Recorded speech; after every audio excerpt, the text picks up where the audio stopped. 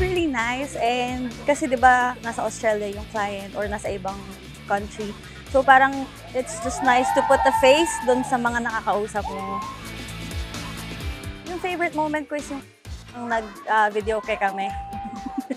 Kasi yun, as in, makikilala mo din yung culture ng ibang countries, yun, ng mga clients as well.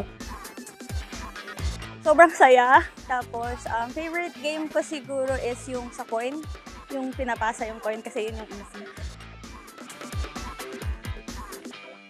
Hello to SB Partners. Thank you for giving us this experience and we're looking forward to more.